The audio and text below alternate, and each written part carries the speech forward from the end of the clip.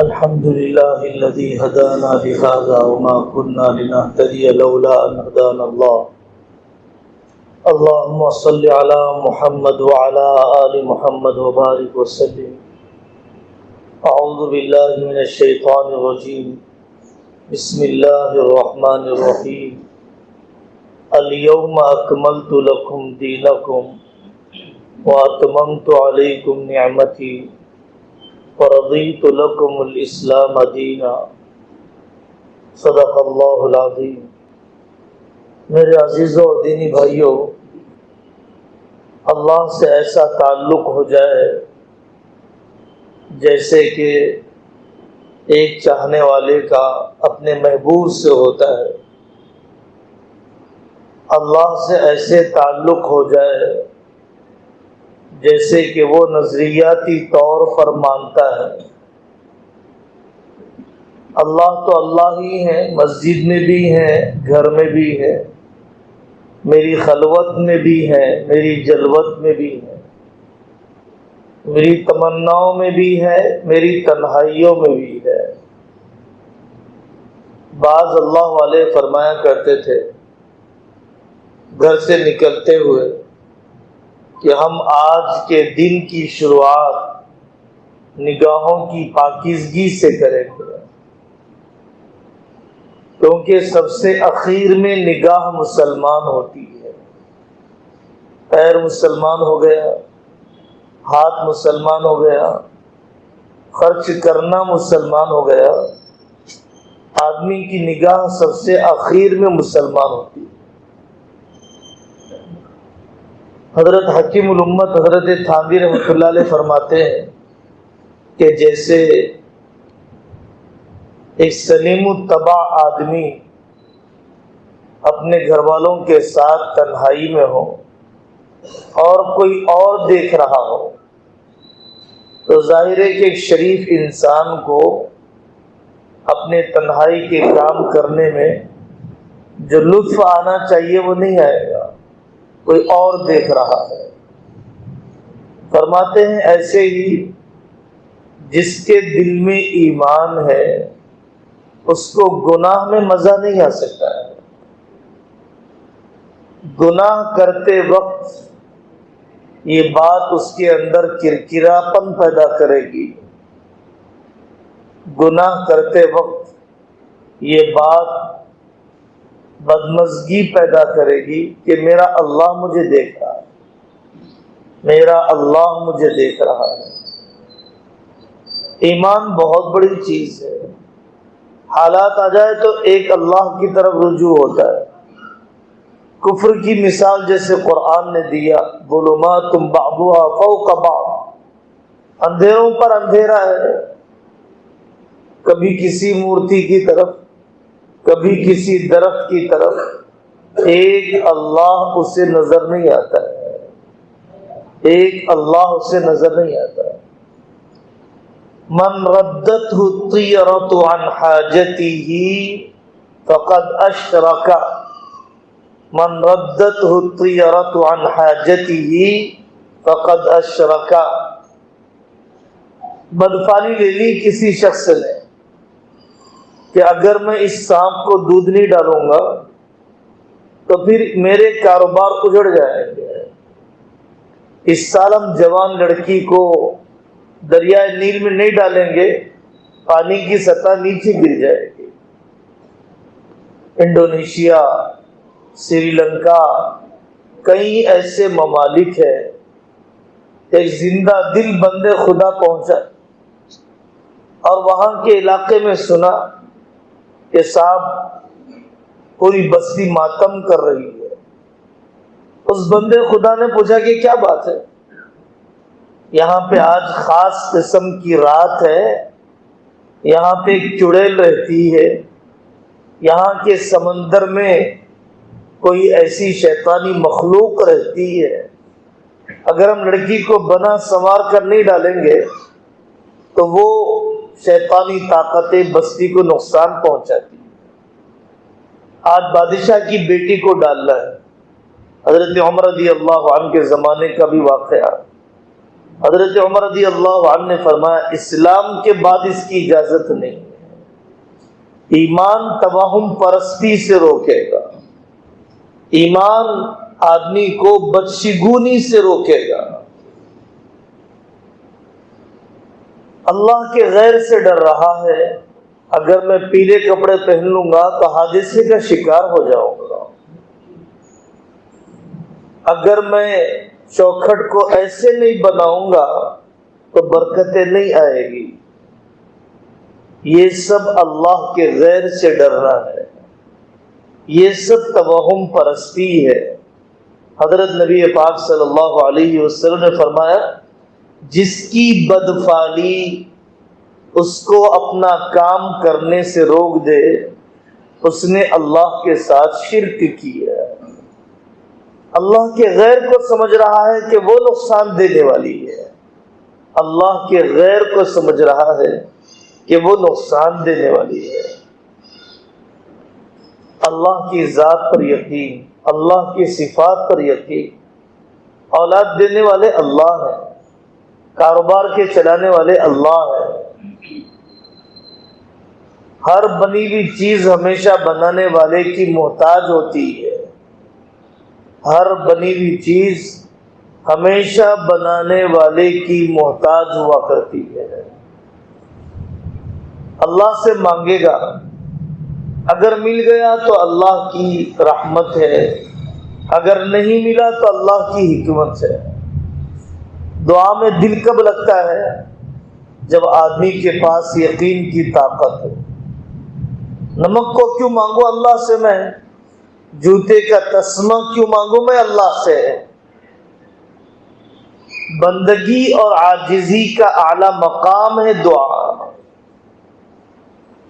یقین کے بقدر دعا میں جی لگتا ہے آدمی، ورنہ شکایت تو کرتا ہے، دعا نہیں کرتا ہے۔ مخلوق سے شکایت کرتا ہے خالق کی، کریم کے سامنے ذکر کرتا ہے بخیل کے سامنے ذکر کرتا ہے کریم کے نہ دینے کا۔ حالانکہ جو مانگا وہ مل گیا تو ان کی رحمت ہے، جو مانگا وہ نہیں ملا تو ان کی حکمت ہے۔ اور بندے کو اللہ کی رحمت بھی چاہیے، بندے کو اللہ کی حکمت بھی چاہیے۔ پورے دین پر چلنے کا مطالبہ ہے، اللہ کی پوری اطاعت کا مطالبہ ہے۔ الیوم اکملت لکم دینکم واتممت علیکم نعمتی ورضیت لکم الاسلام دینا۔ زکوٰۃ دینے میں تو میں علماء سے پوچھوں گا، کاروبار کرنے میں علماء سے نہیں پوچھوں گا، نماز کے ٹوٹنے اور رہنے میں تو علماء سے پوچھوں گا، لیکن شادی کرنے کے طریقے میں علماء سے نہیں پوچھوں گا، روزے کے ٹوٹنے اور رہنے کے بارے میں علماء سے پوچھوں گا، لیکن جائیداد کی تقسیم کے بارے میں علماء سے نہیں پوچھوں گا۔ یہ پورے دین پر نہیں ہے۔ اس لیے قرآن نے کہا وَمَن يَبْتَغِي غَيْرَ الْإِسْلَامِ دِينًا فَلَن يُقْبَلَ مِنْهُ، اللہ کے علاوہ، اسلام کے علاوہ جو کسی مذہب کو اپناتا ہے وہ اس سے قبول نہیں کیا جائے گا۔ اس لیے میرے عزیزو ایک ہی طریقہ ہے، حضرت محمد رسول اللہ صلی اللہ علیہ وسلم کا طریقہ ہے، قیامت تک کے لیے انہی کا طریقہ ہے۔ ہم لوگ جیسے کھانے پینے کی سنتیں سیکھتے ہیں، قرض کے دینے اور لینے کی سنتیں نہیں سیکھتے، جیسے ہم سونے جاگنے کی سنتیں سیکھتے ہیں، ہم ساس بہو بننے کی سنتیں نہیں سیکھتے، جیسے ہم مسجد میں داخل ہونے نکلنے کی سنتوں کا اہتمام کرتے ہیں، گھر میں داخل ہونے نکلنے کی سنتوں کو نہیں سیکھتے ہیں۔ مسئلہ تو یہ ہے کہ گھر میں مجھے داخل ہونا ہے تو کیسے مسکراتے چہرے کے ساتھ داخل ہونا ہے، نکلنا ہے تو گھر والوں کی ضرورتیں پوری کر کے نکلنا ہے۔ سنت والے طریقے میں سب بتلایا گیا۔ تجارت میں سنت والا طریقہ، سچ بولنے میں سنت والا طریقہ، اولاد کی تربیت میں سنت والا طریقہ۔ اپنی اولاد میں انصاف کرو، جیسے کہ تم چاہتے ہو کہ تمہاری اولاد بڑھاپے میں تمہاری برابر خدمت کرے، تو سکھلایا گیا اولاد میں برابری کرنا، بہوؤں میں برابری کرنا، پوترے نواسوں میں برابری کرنا۔ ایک کو دیا ایک کو نہیں دیا، اس کی اجازت نہیں ہے۔ حضرت نعمان بن بشیر رضی اللہ عنہ کی امی جان عمرہ بنت ابی رواحہ رضی اللہ عنہ آئی حضرت رسول اللہ صلی اللہ علیہ وسلم کے پاس، یا رسول اللہ، یہ زمین میرے شوہر نعمان نے، میرے شوہر بشیر نے نعمان بیٹے کو دے دیا، آپ گواہ بن گئے۔ میرے شوہر بشیر نے نعمان کو دے دیا، گواہ بن جائیے۔ حضرت نبی پاک صلی اللہ علیہ وسلم نے پوچھا، تمہارے اور بچے بھی ہیں؟ نعمان ابن بشیر کے اور بھائی بھی ہیں؟ آیا رسول اللہ، سب بھائیوں کو دیا، سب کو نہیں دیا، ایک بیٹے کو دیا، باقی کو نہیں دیا۔ حضرت آقا صلی اللہ علیہ وسلم نے فرمایا، جاؤ جاؤ، فإنی لا اشہد علی ظلم، میں ظلم پر گواہ نہیں بنتا، میں ظلم پر گواہ نہیں بنتا۔ ایک بیٹے کو دیا جائے، دوسرے بیٹے کو نہ دیا جائے، میں ظلم پر گواہ نہیں بنتا۔ ہدیہ کرنے کی سنتیں، قرضے کے واپس کرنے کی سنتیں، داماد کے استقبال کرنے کی سنتیں، بہوؤں کو نبھانے کی سنتیں، کہ داماد کا استقبال کیسے کیا جاتا ہے۔ حضرت نبی پاک صلی اللہ علیہ وسلم نے حضرت عثمان رضی اللہ عنہ سے کیسے برتاؤ کیا۔ حضرت عثمان رضی اللہ عنہ کے نکاح میں تھی حضرت رقیہ رضی اللہ عنہ، بہت خدمت کی حضرت عثمان نے، انتقال ہو گیا۔ حضرت عثمان رضی اللہ عنہ اداس رہتے تھے کہ حضرت رسول اللہ صلی اللہ علیہ وسلم کے گھر میں آنے جانے کا دروازہ بند ہو گیا۔ آقا نے ان کی اداسی دیکھی، اپنی دوسری بیٹی کا نکاح، ام کلثوم کا نکاح حضرت عثمان سے کرا دیا، اور یہ فرمایا، میری 40 بیٹیاں بھی ہوتی تو ایک کے بعد دوسری بیٹی کا نکاح میں عثمان سے کر دیتا، ایک کے بعد دوسری بیٹی کا نکاح میں عثمان سے کر دیتا۔ حضرت علی رضی اللہ عنہ آپ کے داماد ہیں، حضرت فاطمہ رضی اللہ عنہ کے شوہر ہیں، بچپن سے پرورش کی ہے حضرت آقا صلی اللہ علیہ وسلم نے ہی حضرت علی رضی اللہ عنہ کی۔ حضرت علی رضی اللہ عنہ گھر پر ملاقات کے لیے آئے، ناراض ہو کر چلے گئے۔ آپ نے تلاش کروایا، علی کہاں ہے؟ آدمی دوڑتے ہوئے گیا، یا رسول اللہ، حضرت علی تو مسجد میں ہے، اور مسجد میں کوئی پتھر نہیں، ریتی بچھی ہوئی، جسم کو ریتی لگ گئی حضرت علی کے۔ حضرت آقا صلی اللہ علیہ وسلم نے حضرت علی کے جسم سے ریتی کو جھاڑتے ہوئے کہا، قم یا ابا تراب، اے مٹی کے باپ کھڑے ہو جا، اے مٹی کے باپ کھڑے ہو جا۔ ایک سسر منانے کے لیے جا رہا ہے اپنے داماد کو، کائنات کی سب سے بڑی ہستی دلجوئی کرنے کے لیے جا رہی ہے اپنے داماد کو۔ حضرت علی رضی اللہ عنہ سب سے زیادہ اپنے لیے ابو تراب کا نام پسند کرتے تھے۔ ابو تراب، مٹی کے باپ، عربی زبان میں ایک پیار بھرا لہجہ ہے، ابو تراب پسند کیا کرتے تھے۔ بیٹی جب سسرال سے میکے آئے تو اس کے ساتھ برتاؤ کیسے کیا جاتا ہے، اس کی سنتیں سنو۔ جب بیٹی سسرال سے میکے میں آئے تو پھر اس کے ساتھ کیسے سلوک کیا جاتا ہے۔ حضرت فاطمہ رضی اللہ عنہ آئی اور آ کر سنانے لگی، ابا جی میرے اور حضرت علی میں یوں ہو گیا، میرے اور حضرت علی میں یوں ہو گیا۔ کتابوں میں لکھا ہے آقا صلی اللہ علیہ وسلم نے حضرت فاطمہ رضی اللہ عنہ سے اتنا ہی فرمایا، بیٹا فاطمہ میں نے تو قریش کے افضل ترین جوان سے تمہارا نکاح کیا، میں نے تو قریش کے افضل ترین جوان سے تمہارا نکاح کیا۔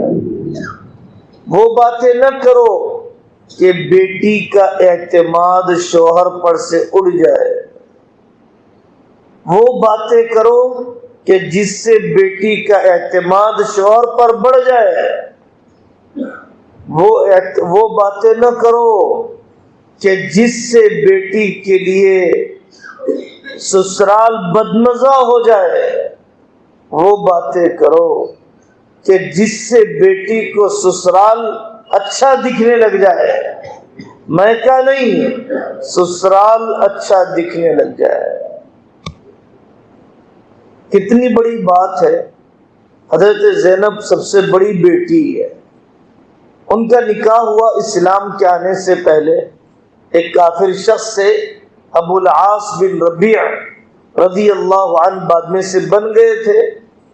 حضرت ابو العاص بن ربیع، حضرت زینب مدینہ پاک نہیں آ پا رہی تھی، امید کے زمانے میں آنے لگی۔ ابو العاص بن ربیع نے اپنے بھائی کے ساتھ بھیجا، عبار ابن اسود نے راستے میں تکلیفیں دی، وہ زمین پر گر گئی، وقت سے پہلے حمل ساقط ہو گیا، اسی زخم میں دنیا سے چلی گئی۔ حضرت زینب رضی اللہ عنہا مدینہ پاک آ گئی۔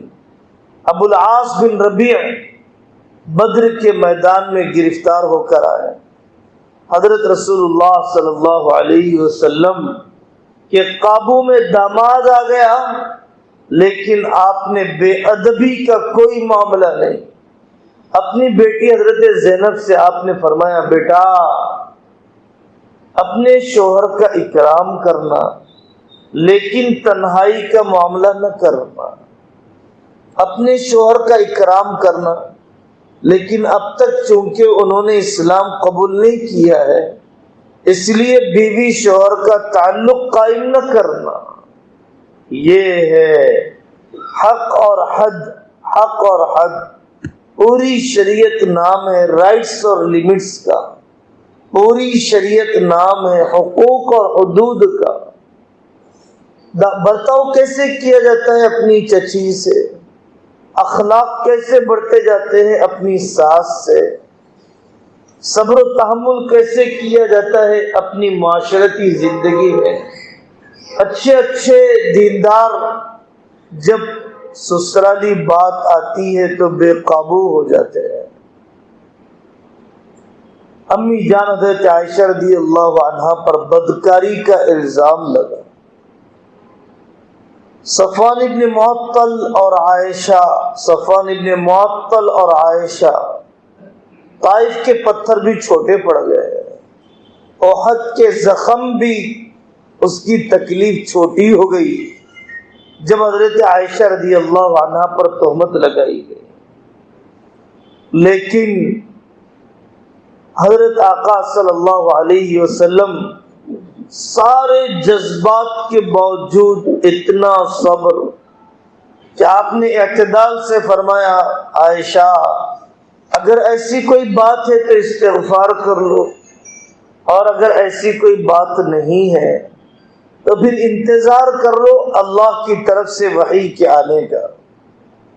حضرت عائشہ رضی اللہ عنہا کہتی ہیں اپنے والد حضرت ابو بکر سے، ابا جان میرے فیور میں بھی تو بولیے نا۔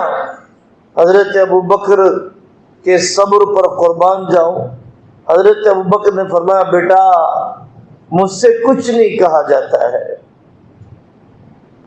حضرت ام رومان رضی اللہ عنہا حضرت عائشہ رضی اللہ عنہا کی والدہ ہیں۔ حضرت عائشہ نے اپنی امی سے کہا، امی جان میرے وکالت میں بھی تو کچھ بولی ہے۔ ام رومان نے کہا، بیٹا مجھ سے کچھ نہیں کہا جاتا ہے۔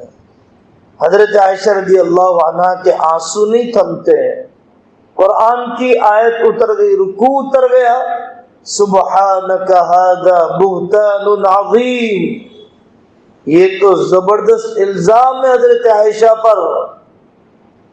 حضرت ام رومان نے فرمایا بیٹا عائشہ اپنے شوہر کا شکریہ ادا کر، بیٹا عائشہ اپنے شوہر کا شکریہ ادا کر۔ اگر کوئی جاہل ماں ہوتی تو کہتی کہ کس منہ سے لے جاؤ گے میری بیٹی کو، میری بیٹی کو میں نہیں بھیجنے والی، لیکن حضرت ام رومان نے سبق دیا، بیٹا اپنے شوہر کا شکریہ ادا کر۔ ام رومان کا جب انتقال ہو گیا، حضرت آقا صلی اللہ علیہ وسلم جنازے میں ہاتھ اٹھائے تو آپ نے دعا کی، اے اللہ آپ جانتے ہیں ام رومان نے آپ کے راستے میں کیا قربانی دی ہے، اے اللہ ام رومان کی مغفرت فرما۔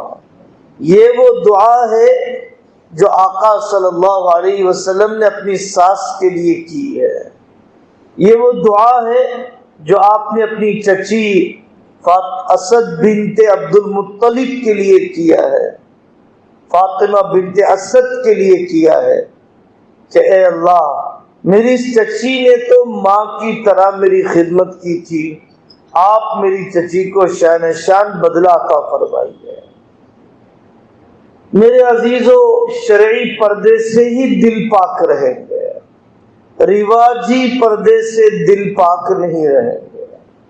شرعی پردہ، شرعی پردہ، شرعی پردہ۔ حضرت عائشہ رضی اللہ عنہا کے پاس ایک لڑکا آیا کرتا تھا غلام، جب وہ سمجھداری کی عمر کو پہنچ گیا تو امی جان اس سے پردہ کرنے لگ گئی، یہ سمجھداری کی عمر کو پہنچ گیا۔ ایک شخص آیا، حضرت عائشہ رضی اللہ عنہا نے اس شخص کی سالی کا دودھ پیا تھا، یہ رشتے کا رضاعی چچا لگتا تھا۔ حضرت عائشہ رضی اللہ عنہا نے پہلے مسئلہ پوچھ لیے، اس سے میرے لیے پردہ ہے یا نہیں ہے؟ اگر یہ میرے نامحرم ہے تو میں اس سے آنے کی اجازت دوں گی، اگر میرے لیے محرم ہے تو آنے کی اجازت دوں گی، نامحرم ہے تو میں اسے اجازت نہیں دوں گی۔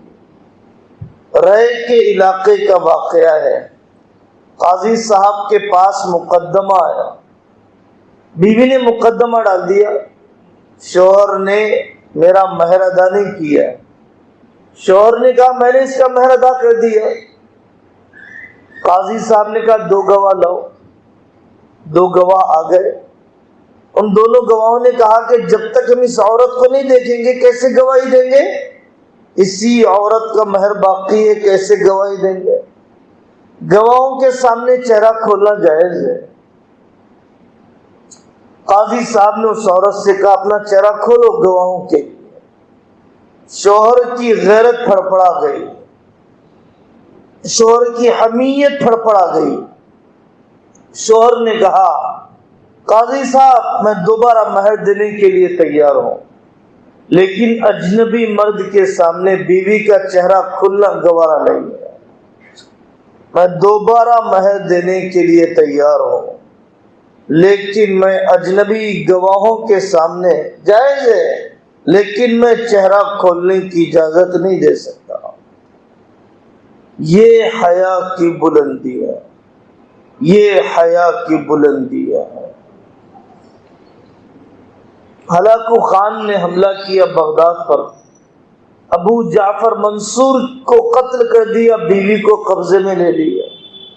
میں تم سے نکاح کرنا چاہتا ہوں، بہت اچھی بات ہے، میرا شوہر تو چلا گیا، لیکن میں تمہیں اپنے شوہر کا ایک سیکریٹ بتانا چاہتی ہوں۔ کیا ہے سیکریٹ؟ یہ تلوار رکھی ہوئی ہے، اگر میرا شوہر استعمال کرتا تو یہ تلوار کام کرتی تھی، اگر میرا شوہر استعمال نہ کرے تو یہ تلوار بھی کام نہیں کرتی ہے۔ آپ میری نوکرانی سے کہیے یہ تلوار میرے اوپر چلائے کچھ نہیں ہوگا۔ ہلاکو خان نے کہا اچھا، نوکرانی سے کہا لو جی تلوار چلاؤ تم اس پر، ابو جعفر منصور کی بیوی پر تلوار جیسے ہی چلایا تو گردن جسم سے جدا ہو گئی. ہلاکو خان ہاتھ ملتا رہ گیا. اس خاتون نے اپنی ہوشیاری سے اجنبی مرد کا ہاتھ اپنے جسم کو لگنے نہ دیا. جان سے جان گوانا گوارا ہے لیکن اجنبی مرد کا ہاتھ لگنا گوارا نہیں. حضرت عثمان رضی اللہ عنہ کی شہادت کا وقت قریب آیا.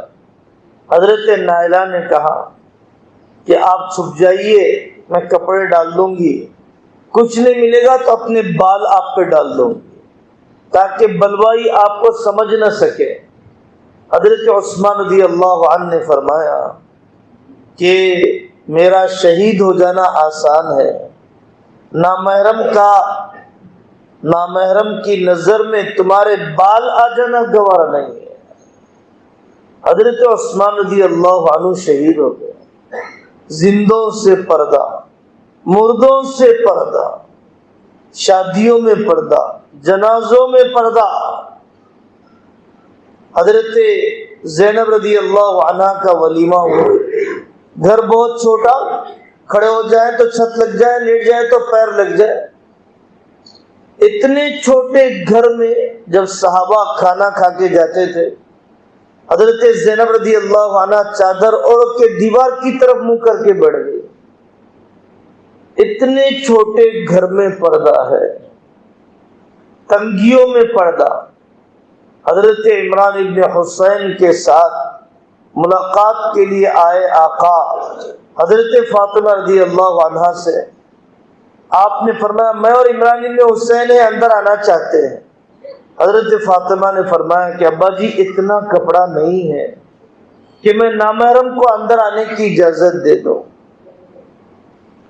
تو حضرت آقا صلی اللہ علیہ وسلم نے اپنی چادر اندر پھینکی اور حضرت فاطمہ رضی اللہ عنہ نے چادر اوڑھ لیا.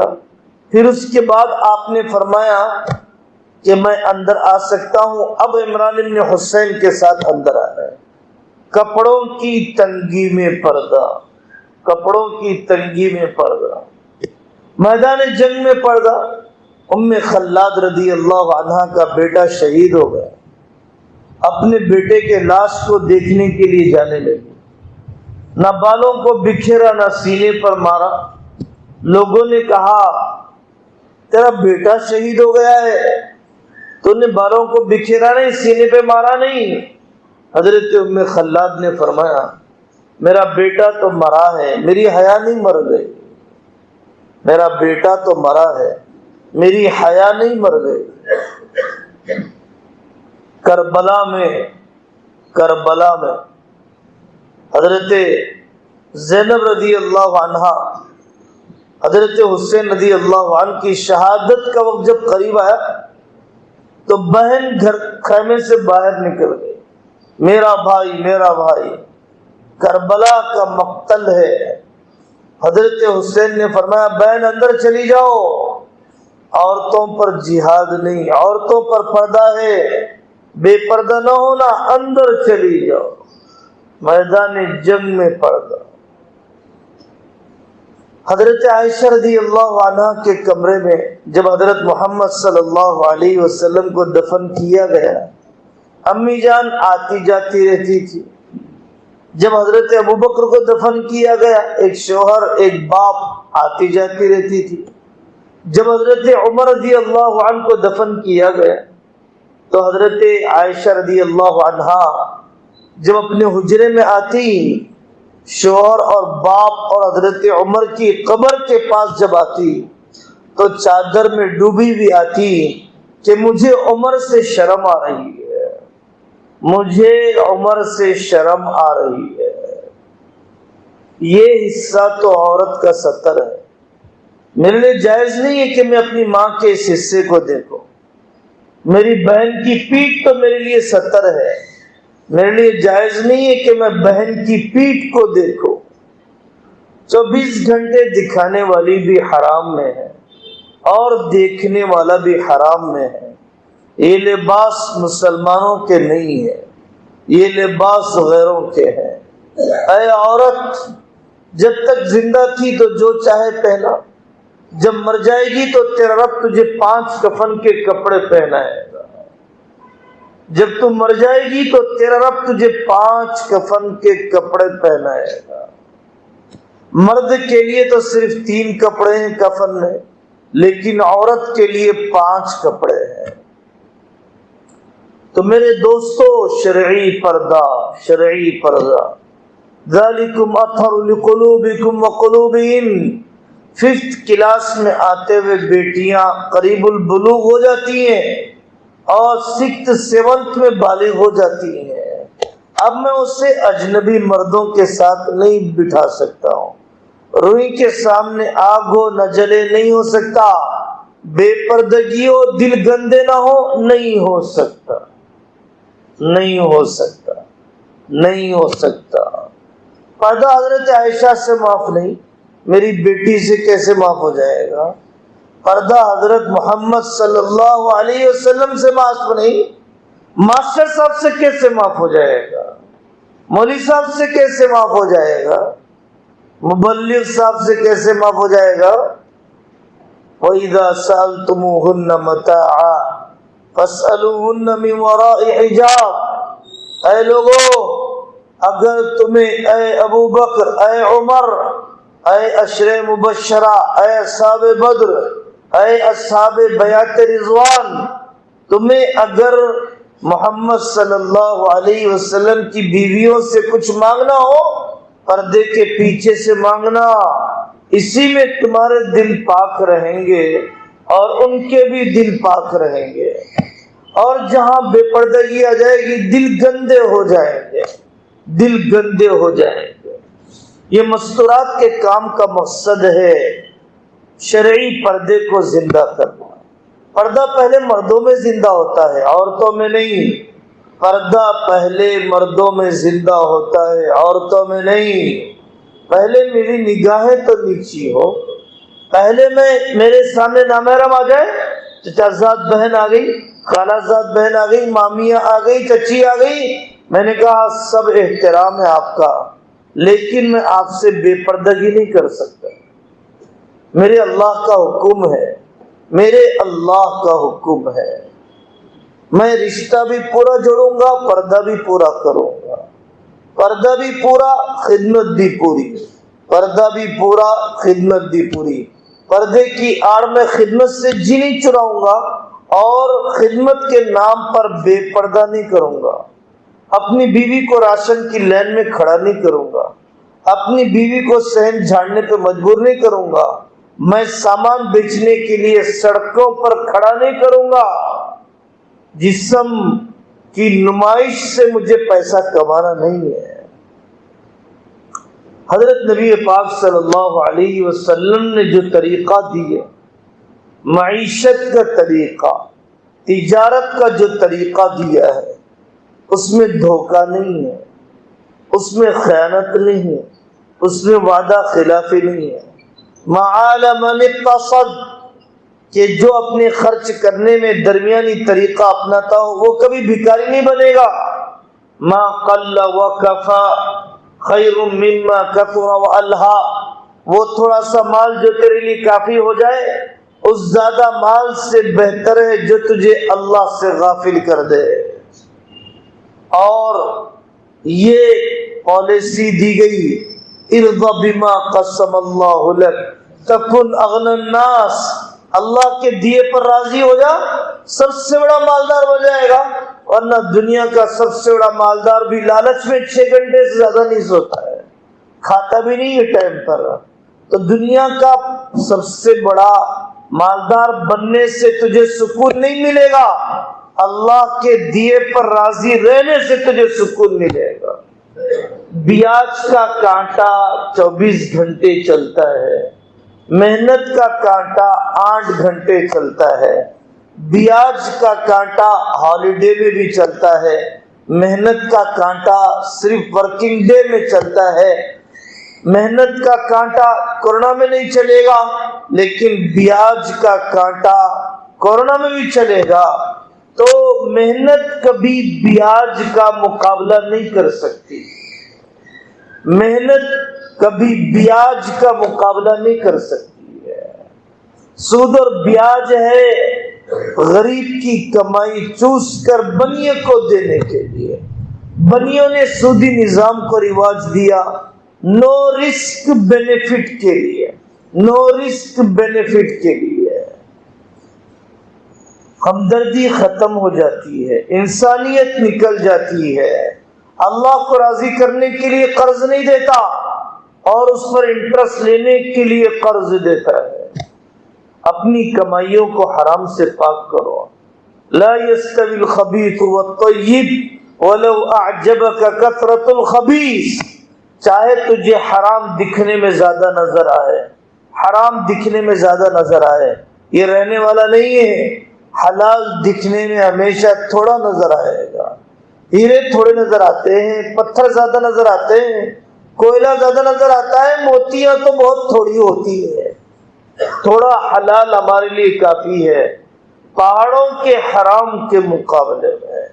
ان الربا وان كثر فان عاقبته الى كل. سود تجھے جتنا بھی بڑھتا ہوا نظر آئے اس کا نتیجہ تو تباہی پر ہے، اس کا نتیجہ تو تباہی پر ہے. جیسے سوجن کا آنا صحت بننا نہیں ہے، بیاج سے پیسے کا بڑھنا آمدنی کا بڑھنا نہیں ہے. جیسے ابال کا آنا چاول کا بڑھنا نہیں ہے، ایسے ہی بیاج کے پیسے کا آنا کمائی کا بڑھنا نہیں ہے.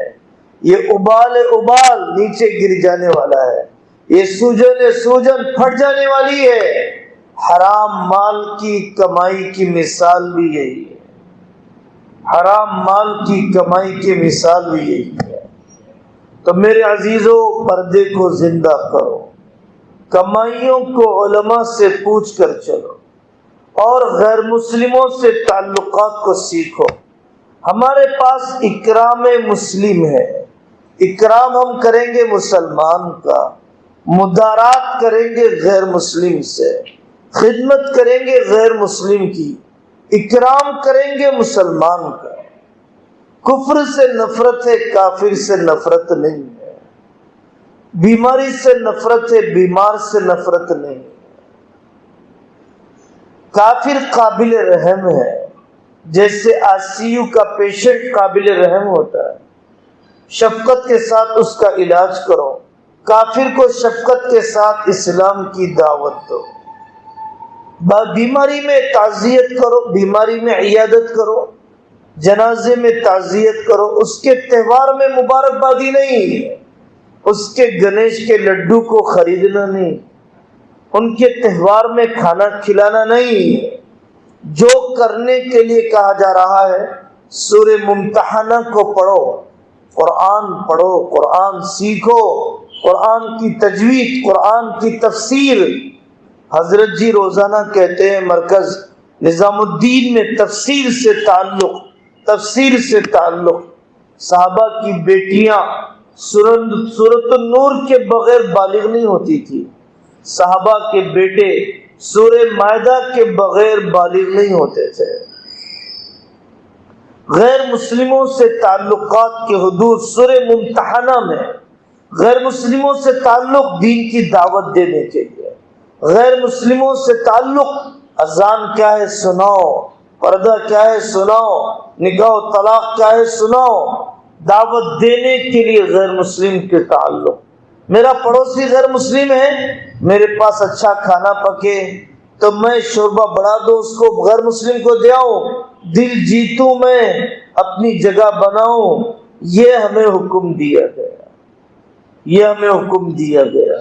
جو آدمی پودا لگائے گا، جتنے انسان فائدہ اٹھائیں گے اس کا ثواب ملے گا، جتنے پرندے کھائیں گے اس کا ثواب ملے گا. تو غیر مسلم کھائے گا تو کیا ہمیں ثواب نہیں ملے گا؟ مٹکا ہم نے رکھ دیا پانی پلانے کے لیے، سایہ ہم نے لگا دیا بیٹھنے والوں کے لیے، شال ہم نے بانٹ دیے سردی میں سکڑنے والوں کے لیے، ٹھنڈا برف تقسیم کر دیا گرمی میں سسکنے والوں کے لیے. یہ فلاحی کام، یہ انسانی بنیادوں پر کام انبیاء علیہ السلام نے پہلے خدمت کی ہے، پھر دعوت دی ہے. انبیاء علیہ السلام کو اللہ نے پہلے شفقت دی انسانوں پر، پھر اس کے بعد دعوت دی. حضرت خدیجہ نے فرمایا اللہ آپ کو ضائع نہیں کرے گا، اللہ آپ کو ضائع نہیں کرے گا، آپ رشتہ جوڑتے ہیں، اللہ ضائع نہیں کرے گا، آپ ناکارہ لوگوں کو پیسہ کما کے دیتے ہیں، اللہ آپ کو ضائع نہیں کرے گا، آپ تو قبیلوں میں جوڑ پیدا کرتے ہیں۔ یہ وہ خدمت کی صفات تھی جو اللہ تعالیٰ نے حضرت محمد صلی اللہ علیہ وسلم کو نبی بنائے جانے سے پہلے عطا فرمایا تھا۔ ہمارے پاس بھید بھاؤ نہیں ہے، یہ غلط طریقہ ہے۔ ہم مسلمان ہیں، انہوں نور بادشاہ مسلمان ہیں، ہم مسلمان ہیں، انہوں تلگو والے مسلمان ہیں، یہ کوئی فرق نہیں ہے۔ انا خلقناکم من ذکر وانثى وجعلناکم شعوبا وقبائل لتعارفوا ان اکرمکم عند اللہ اتقاکم۔ اسلام میں رنگت نہیں دیکھی جاتی، اسلام میں جغرافیہ نہیں دیکھا جاتا، اسلام میں پیشہ نہیں دیکھا جاتا۔ یہ تو پنجرے ہیں، یہ تو نور باغ ہیں، یہ تو انصاری ہیں، یہ تو پارچہ باغ ہیں، یہ تو چھوٹی ذات ہے۔ پڑھو کتاب حضرت مولانا حبیب الرحمان صاحب اعظمی محدث کبیر رحمۃ اللہ علیہ کی کتاب، اس کتاب کا نام ہے پارچہ باغ علماء۔ 100 سے زائد صفحات پر کتاب ہے کہ جس میں انہوں نے ان علماء کی لسٹ کو لکھا کہ جو بڑی تعداد میں بزاز تھے۔ امام ابو حنیفہ رحمۃ اللہ علیہ کپڑا بیچتے تھے، بزاز کپڑا بیچنے والا۔ حضرت ابو بکر صدیق رضی اللہ عنہ بزاز تھے، کپڑا بیچنے والے تھے۔ کیا ابو بکر کو چھوٹا سمجھو گے؟ کیا حضرت امام ابو حنیفہ رحمۃ اللہ علیہ کو چھوٹا سمجھو گے؟ اس تبلیغ نے تو کالے گورے کو جوڑ دیا، اس تبلیغ نے ایک زمانے میں حنفی شافعی کو جوڑ دیا، ایک افریقی عربی کو جوڑ دیا۔ ہم نے کیوں دوسری ذات کے کہلائے جانے والے مسلمانوں کو قریب کیوں نہیں کیا؟ اپنے عقیقوں میں بلاؤ، اپنے شادیوں میں شریک کرو، اپنے دسترخوان پر بٹھاؤ، اپنی جماعتوں میں لے جاؤ۔ ہاں، حضرت اقسم رضی اللہ عنہ سے حضرت نبی پاک صلی اللہ علیہ وسلم نے فرمایا اغز مع غیر قومک تتحسن خلقک یا اقسم، او کما قال علیہ السلام، دوسری قوموں کے ساتھ نکلو تمہارے اخلاق درست ہو جائیں گے اقسم۔ اس لیے میرے عزیزوں، یہ بھید بھاؤ ختم ہونا چاہیے، اور ایسی بستیوں میں رہو جہاں پر مسلمان اکثریتی بستیاں، جہاں مسجدیں قریب ہو، جہاں مدرسہ قریب ہو، جہاں مکتب قائم ہو، جہاں عورتوں کے مستورات کے اجتماعات ہو، جہاں پر مسلمانوں کی اکثریت رہتی ہو۔ ایسی بستی میں رہنا جائز نہیں ہے، ایسی بستی میں رہنا جائز نہیں ہے، ایسے ملک کی سٹیزن شپ لینا جائز نہیں ہے کہ جس ملک میں ایمان نظر نہیں آتا، جہاں پر میرا ایمان محفوظ نہیں رہے گا، جہاں برقع، پردہ، اذان، نماز، مدرسے، دعوت، صحبت نہیں ملے گی، ایسی بستی میں رہنا میرے لیے جائز نہیں ہے۔ قرآن نے کہا ان الذین توفاهم الملائکۃ ظالمی انفسهم قالوا فیم کنتم قالوا كنا مستضعفین فی الارض۔ فرشتے آئیں گے موت کے وقت، پوچھیں گے دین پر کیوں نہیں عمل کیا؟ اے اللہ، اس بستی میں مسجد نہیں تھی، اس بستی میں علماء نہیں تھے، ہم کمزور تھے، غیروں نے ہمیں دبایا۔ قرآن کہتا ہے فرشتے ان کو جوتے بجا کر کہیں گے الم تکن ارض اللہ واسعۃ فتہاجروا فیہا، اللہ کی زمین بڑی نہیں تھی کہ تم وہاں چلے جاتے، اللہ کی زمین بڑی نہیں تھی۔ اس آیت کی تفسیر دیکھو، اس آیت کی تفسیر دیکھو۔ اور حدیث ہے حضرت نبی پاک صلی اللہ علیہ وسلم کی، انا بریء من کل مسلم یقیم بین اظہر المشرکین، میرا اس مسلمان سے کوئی تعلق نہیں جو غیروں کی بستی میں رہتا ہو، میرا اس مسلمان سے کوئی تعلق نہیں۔ صحابہ نے پوچھا یا رسول اللہ ایسا کیوں؟ اللہ کے نبی نے جواب نہیں دیا۔ آپ نے فرمایا لا تتراءى نارهما، ایک مسلمان کو غیر مسلم کے چولہے کی آگ نظر نہ آئے اور ایک غیر مسلم کو اس کا چولہا نظر نہ آئے، اتنے فاصلے رہنا چاہیے، ورنہ تمہاری بیٹیاں غیر مسلم ہو جائیں گی، تمہارے بچے غیروں کی تہذیب کو قبول کر لیں گے۔ تیسری حدیث میں آقا نے فرمایا من جامع المشرک وسکن معه فهو مثله، جو غیر مسلموں کے ساتھ رہے، ان کی بستیوں میں بود و باش اختیار کرے، وہ ان کی طرح ہو چکا ہے، وہ ان کی طرح بن چکا ہے، وہ ان کی طرح بن چکا ہے، وہ ان کے رنگ میں ڈھل چکا ہے۔ یہ باتیں اکرام مسلم میں ہے۔ جنازے نہلانا سیکھو، منتخبہ حدیث میں روایت اٹھاؤ، اس میں لکھا ہوا ہے جو آدمی کسی کا جنازہ نہلائے اور اس کی کمی بیشی کو چھپائے، اللہ جنازہ نہلانے والے کے 40 کبیرہ گناہوں کو معاف کر دیتے ہیں، 40 کبیرہ گناہوں کو معاف کر دیتے ہیں۔ ان علماء سے کہو ہمیں جنازہ نہلانا سکھلائیں، ان علماء سے کہو کہ وہ تمہاری عورتوں کے لیے جنازہ نہلانے کا ورکشاپ رکھے، تربیتی اجتماع رکھے، بے رحم غسالوں کے ہاتھوں نہیں، کمرشیل جنازہ نہلانے والوں کے ہاتھوں نہیں۔ جس ماں نے مجھے کتنی مرتبہ نہلایا، میں اس کے زندگی کا آخری نہلانا نہیں نہلا سکتی ہوں۔ یہ کیسی بے مروت بیٹی ہے، یہ کیسا بے وفا بیٹا ہے، یہ کیسا بے وفا بیٹا ہے۔ یہ اکرام میں ہے جنازوں کا نہلانا، یہ اکرام میں ہے قرض کو معاف کر دینا، یہ اکرام میں ہے قرض لینے والے کو مہلت دینا، یہ اکرام میں ہے اپنے سسرال کو عزت دینا، یہ اکرام میں ہے اپنے رشتوں کو وقت دینا، مزدور جماعت کو وقت دینا، ملاقاتوں میں وقت دینا، تعلیم میں وقت دینا، مکتب میں وقت دینا، ایسے ہی رشتوں کو نبھانے کے لیے وقت دینا۔ رشتوں کا نبھانا بھی دین ہے، رشتوں کا نبھانا بھی دین ہے۔ اور ایک حدیث ہے جو منتخبہ حدیث میں حضرت نے نقل فرمایا من لم یہتم بامور المسلمین فلیس منا، منتخب میں روایت ہے من لم یہتم بامور المسلمین فلیس منا، کہ جس کو مسلمانوں کے اجتماعی مسائل سے دلچسپی نہ ہو وہ مسلمان نہیں ہے۔ میرا بھائی کسی ملک میں کٹنے لگے مجھے کوئی درد نہیں ہے، ان کے آدھار کارڈ نہ بنے مجھے غم نہیں ہے، ان کے ووٹر آئی ڈی کارڈ نہ بنے غم نہیں ہے، ان کی نوکریاں چھن جائے مجھے غم نہیں ہے، ان کی شہریت چھن جائے مجھے درد نہیں ہے۔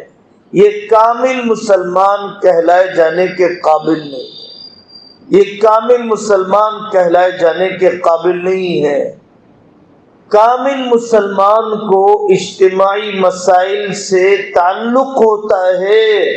کامل مسلمان دنیا کے دوسرے مسلمانوں کے حالات سے لا تعلق ہو کر نہیں رہ سکتا، لا تعلق ہو کر نہیں رہ سکتا۔ اقرا بن حابس آئے، حضرت نبی پاک صلی اللہ علیہ وسلم کو دیکھا حضرت حسن و حسین کو بوسہ لیتے ہوئے، اور نے کہا میرے 10 بچے میں کسی کو پیار نہیں کرتا۔ لوگ پیار کرنے کو تقوی کے خلاف سمجھتے ہیں، پوترے نواسے کے سنبھالنے کو دینداری کے خلاف سمجھتے ہیں۔ حضرت آقا صلی اللہ علیہ وسلم نے فرمایا میں کیا کروں اگر تیرے دل سے اللہ نے شفقت نکال دی ہے، اگر کسی کے دل سے اللہ نے شفقت نکال دی تو میں کیا کروں۔ نواسی کے انتقال کی قریب الموت ہونے کی خبر دی، حضرت زینب رضی اللہ عنہ نے خبر دی، حضرت آقا صلی اللہ علیہ وسلم کی آنکھوں سے آنسو نکل گئے۔ آپ نے کہلوایا بیٹا صبر کر، اللہ نے جو لیا وہ بھی اللہ کا ہے، اللہ نے جو دیا وہ بھی اللہ کا ہے۔ رشتوں کو جاننا، رشتوں کو نبھانا، رشتے کے درجے سے واقف ہونا۔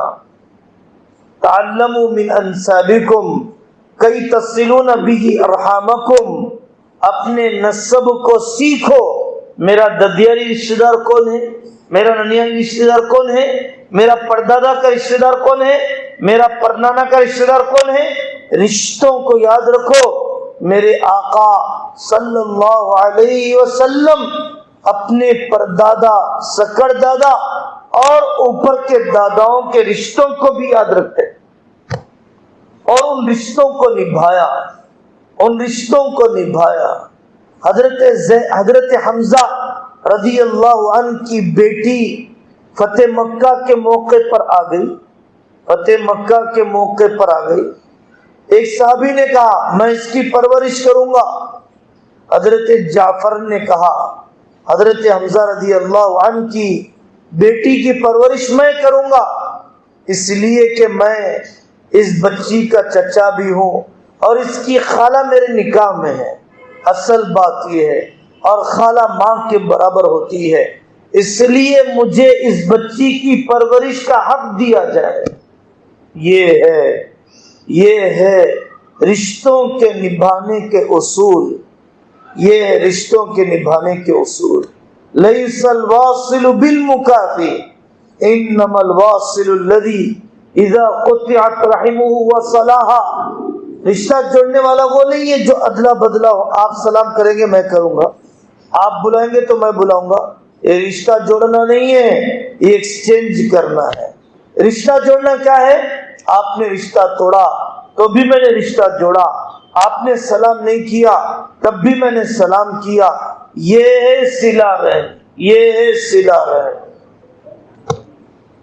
رشتہ توڑنے کی نحوست اتنی زیادہ ہے کہ رشتہ توڑنے والا کسی مجلس میں ہو تو پورے مجلس والوں کی دعا قبول نہیں ہوتی، اس کی نحوست کی وجہ سے، رشتہ توڑنے کی نحوست کی وجہ سے۔ خاندان میں تبلیغ کر کے بتاؤ، وَأَنذِرْ عَشِيرَتَكَ الْأَقْرَبِينَ، پہلے دل جیتے جاتے ہیں پھر دن جیتے جاتے ہیں۔ پہلے آدمی نگلتا ہے پھر اس کے بعد نکلتا ہے، پہلے آدمی رسک لیتا ہے تو پھر وہ سکس مارتا ہے۔ دروازہ کھول کے جانا سکھایا گیا، دروازہ توڑ کے جانا نہیں سکھایا گیا۔ ایسے جاؤ جیسے حضرت ابراہیم علیہ السلام گئے، ایسے جاؤ جیسے حضرت ابراہیم علیہ السلام گئے۔ امی جان حضرت حاجرہ نے پوچھا، یقین تھا میرا شوہر نفس کا بندہ نہیں ہے، میرا شوہر مسجدوں میں ہوٹلوں میں مرغے کھا کر مجھے حضرت فاطمہ کے فاقے سنانے والا نہیں ہے۔ حضرت حاجرہ کو اعتماد تھا کہ میرا شوہر شریعت کی پابندی کرنے والا ہے، کیا اللہ کا حکم ہے؟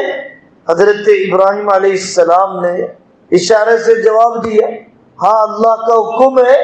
حضرت حاجرہ نے فرمایا جائیے جائیے، تب تو اللہ مجھے ضائع نہیں کرے گا، تب تو اللہ مجھے ضائع نہیں کرے گا۔ آپ جائیے، میں پولیس اسٹیشن جا رہی ہوں، آپ جائیے بچوں کو لے کے میکے جا رہی ہوں، آپ جائیے بچوں کو چھوڑ کے میں جا رہی ہوں اپنی بہن کے پاس۔ یہ طریقہ نہیں ہے۔ گھر کا ماحول بناؤ، گھر میں تعلیم، بیرون جائے گا گھر کی تعلیم نہیں کرے گا، ہر سال 4 مہینے لگائے گا، اپنی بیوی کے دل میں جگہ نہیں بنائے گا۔ قربانی اپنی راحتوں کو قربان کرنے کا نام ہے، قربانی حق تلفی کا نام نہیں ہے۔ قربانی واجبی حقوق دینے کے بعد مال کو قربان کرنے کا نام ہے، حق تلفی کا نام نہیں ہے۔ حضرت نبی پاک صلی اللہ علیہ وسلم نے مسجد نبوی بھی بنایا، ساتھ میں 9 کمرے بھی بنائے، ہوادار 9 بیویوں کے لیے۔ ذاتی مکان بنانا توکل کے خلاف نہیں ہے۔ سال کے شروع میں حضرت محمد صلی اللہ علیہ وسلم پورے سال کا خرچ بیویوں کو دے دیا کرتے اور وہ اللہ کی نیک بندیاں اللہ کے راستے میں صدقہ دے دیتی، اپنے پاس آنے والا غلہ اور فاقوں کو جھیلتی تھی اپنی خوشیوں سے۔ ان کا فاقہ اضطراری نہیں تھا، اختیاری تھا۔ تو اللہ کے نبی نے ان کا حق نہیں مارا، اللہ کے نبی نے ان کا حق دے دیا، انہوں نے دیے ہوئے حق کو اللہ کے راستے میں خرچ کر دیا۔ ان کنتن تردن الحیات الدنیا وزینتها فتعالین امتعکن واسرحکن سراحا جمیلا، یہ اس موقع پر آیت اتری ہے کہ جب واجبی نفقے سے اوپر دوسرے مدینہ والوں کے اسٹیٹس کے بڑھنے کے ساتھ بیویوں نے اپنے اسٹیٹس کے بڑھانے کا مطالبہ کیا تو قرآن کی آیت اتر گئی، اے نبی کی بیویوں، اگر تم دنیا کی رنگ رنگیلی چاہتی ہو تو اللہ کے نبی کی بیوی بن کر نہیں رہ سکتی ہو، اور اگر تم سادگی پر واجبی حقوق پر رہ جاتی ہو تو پھر تم دنیا میں بھی اللہ کے نبی کی بیوی بن کے رہو گی، آخرت میں بھی اللہ کے نبی کی بیوی بن کے رہو گی۔ آدھا اسلام نہ بتلاؤ، جمعہ کو پڑھنے جانے کا اسلام تو بتایا، لیکن استادوں کا ادب کرنے کا اسلام نہیں بتلایا۔ جمعہ کو جانے کا اسلام بتایا، وقت پر آنے کا اسلام نہیں بتایا، یہ جھوٹا ہے۔ جمعہ پڑھنا نہیں چاہتا ہے، اسلام کو بدنام کرنا چاہتا ہے۔ جیسے چلے میں جانے کا اسلام بتایا، 4 مہینے میں جانے کا اسلام بتایا، 5 وقت کی نماز پڑھنے کا اسلام بتایا، تہجد اور اشراق پڑھنے کا اسلام بتایا، ویسے نوکری ذمہ داری کے ساتھ انجام دینے کا اسلام بھی بتاؤ، اپنے مالک کے دل میں جگہ بنانے کا اسلام بھی بتاؤ۔ لندن میں ایک جگہ پر لوگوں نے کہا، صاحب ہم نماز پڑھنے کے لیے جا رہے ہیں، آپ کا احسان ہے آپ نے وقت دے دیا، آدھا گھنٹہ ایکسٹرا ہم نمازوں میں لگا رہے ہیں، ہم آدھا گھنٹہ ایکسٹرا کام کرنے کے لیے تیار ہیں، اس لیے کہ ہم نے نوکری کے وقت کا آدھا گھنٹہ نماز میں لگا دیا۔ کمپنی کے مالک نے دیکھا کہ یہ لوگ آدھا گھنٹہ زائد کام کرتے ہیں اور 8 گھنٹے کام کرنے والوں سے بھی زیادہ کام ان کا ہوا کرتا ہے، نماز کی وجہ سے اللہ نے ان کے وقت میں برکت دی ہے، نماز کی وجہ سے کم وقت میں زیادہ کام، دین کی وجہ سے ذمہ داری کا احساس کہ میرا لقمہ حرام نہ ہو جائے، میں مالک کو راضی کر کے نماز پڑھوں گا، مالک کو راضی کر کے نماز پڑھوں گا تو میری نماز پر دوہرا ثواب ملے گا، اللہ کو بھی راضی کرنے کا، مالک کو بھی راضی کرنے کا، اللہ کو بھی راضی کرنے کا، مالک کو بھی راضی کرنے کا۔ یہ ہے ملازمت میں تبلیغ، ملازمت میں تبلیغ، اس کی نوکری بھی تبلیغ ہے، لوگ اس کی نوکری کو دیکھ کر تبلیغ سے جڑیں گے، لوگ اس کے کاروبار کو دیکھ کر تبلیغ سے جڑیں گے۔ اس لیے میرے عزیزو، درمیانی رفتار سے چلو، منزل تک پہنچ جاؤ گے، زیادہ تیز رفتار چلو گے تو تھوڑی دور چلنے کے بعد بیٹھ جاؤ گے۔ القصد القصد تبلغو، درمیانی رفتار سے چلو، منزل کو پہنچ جاؤ گے۔ کامیاب داعی وہ ہوتا ہے جو ساتھیوں کی استعداد کے مطابق بوجھ ڈالتا ہے۔ چرواہے سے آپ نے کہا کہ مجھے 10 کلو گوشت والا بکرا چاہیے، چرواہا اشارہ کر کے ریوڑ میں کہتا ہے جی وہ بکری لے آؤ، اس میں 10 کلو گوشت ہے، اس میں چرواہے نے تولا نہیں، یہ اس چرواہے کی فراست ہے۔ داعی کی فراست یہ ہے امت کے طبقات کی استعداد کو سمجھے، اس پر وہی کام لے جو کام وہ کر سکتا ہے۔ ابو ہریرہ سے پڑھنے لکھنے کا کام، حضرت خالد بن ولید سے اللہ کے راستے کا کام، حضرت معاذ بن جبل سے قاضی کا کام، حضرت ابی بن کعب سے قراءت کا کام، زید بن ثابت سے میراث کے مسائل کا کام، معاذ بن جبل سے حلال و حرام کا علم، ابو عبیدہ بن الجراح سے جنرلی کا کام۔ حضرت آقا صلی اللہ علیہ وسلم نے اپنے سارے ساتھیوں کو ایک لکڑی سے نہیں ہانکا ہے، ان کو استعداد کے مطابق چلایا ہے۔ صرف تشکیل کے لیے لوگوں کے گھروں پر نہ جاؤ، تشکیلوں کے لیے صرف نہ جاؤ، کبھی خیر خیریت کے لیے بھی جاؤ۔ میں نے سنا ہے تمہاری والدہ بیمار ہے، میں کیا کر سکتا ہوں؟ فلانے دواخانے میں میرے تعلقات ہیں۔ بیٹا میں نے سنا ہے تمہارے والد دواخانے میں ہیں، میں کھانا تمہارے گھر پہ پہنچا دوں گا۔ مجھے پتا چلا کل تمہارے گھر میں جنازہ اٹھا، میرے بیٹے مجھے 3 دن تک کھانا پہنچانے کی تحفہ اور کھانا پہنچانے کا موقع مجھے دے دے، میں اس گھر میں کھانا پہنچاؤں گا۔ جس گھر میں جنازہ اٹھا ہو وہاں کھانا پہنچانا سنت ہے، وہاں کا کھانا کھانا انسانیت سے گری ہوئی حرکت ہے۔ جس کے گھر میں جنازہ اٹھا ہو وہاں کھانا پہنچانا سنت ہے، وہاں جا کر کھانا کھانا انسانیت سے گری ہوئی حرکت ہے۔ مسجد اور جماعت آپ تعزیت کے لیے جائیے، یہ یتیم بچہ ہے، سنا میں اسے اسکول میں داخل کراؤں گا، میں مدرسے کی کفالت کروں گا، لاؤ یہ بچہ مجھے دے دو۔ تبلیغ صرف چلے کو نکالنے کی نہیں ہوتی ہے، تبلیغ صرف 4 مہینے کو نکالنے کی نہیں ہوتی ہے، سکھ دکھ میں شریک ہونے کی ہوتی ہے، غم اور مصیبت میں حصہ لینے کی ہوتی ہے۔ اور جس کا تفقد مضبوط ہوگا اس کی تشکیل مضبوط ہوگی۔ تفقد کیے بغیر تشکیل کرنا ایسا ہے جیسے ذبح کرے بغیر چمڑی نکالنا۔ ذبح کرے بغیر چمڑی نکالنے سے جو تکلیف ہوتی ہے وہی تکلیف ہوتی ہے تفقد کیے بغیر تشکیل کرنے سے۔ دن پورا کرنا اصل نہیں ہے، عمل پورا کرنا اصل ہے۔ تبلیغ تبدیل کے لیے ہے، دنوں کے گزرنے سے کوئی پرانا نہیں ہوتا، صفات کی پختگی سے پرانا ہوتا ہے۔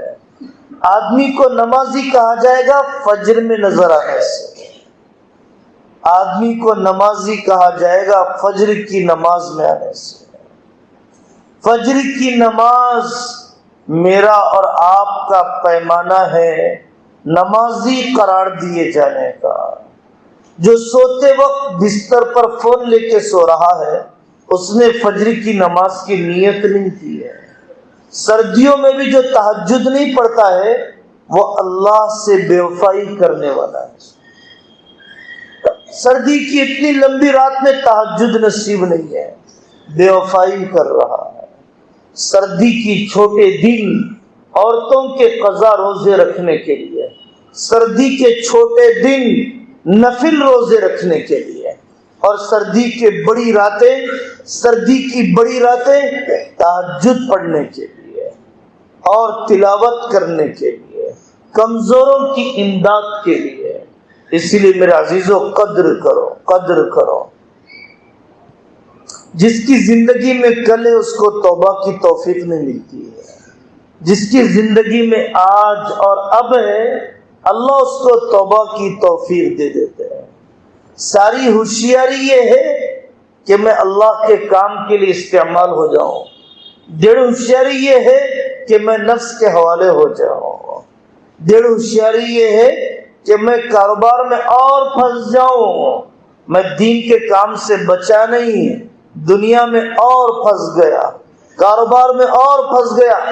کورونا میں 47 لاکھ جنازے اڑ گئے، بتاؤ مرنے والوں کے کتنے لوگوں نے روزوں کا فدیہ ادا کر دیا؟ مجھے بتاؤ کھڑے ہو کر، مرنے والوں کے روزوں کا فدیہ کتنوں نے ادا کر دیا؟ میری امی کے 30 سال کے روزوں کا فدیہ باقی تھا، میں نے ادا کر دیا۔ کھڑے ہو کے بتاؤ، میرے والد کا فرض حج باقی تھا، میں نے اپنے والد کا کورونا میں مرنے کے بعد میرے والد کا فرض ادا کر دیا۔ کوئی نہیں۔ مولانا صاحب شادی کا موقع ہے، 1200 مہمان تو یوں ہی آ جائیں گے، جنازہ نہلانے تو کورونا میں کوئی نہیں آ رہا تھا، نماز پڑھنے کے لیے تو کوئی نہیں آ رہا تھا، کہاں چلے گئے تمہارے 1200 رشتے دار؟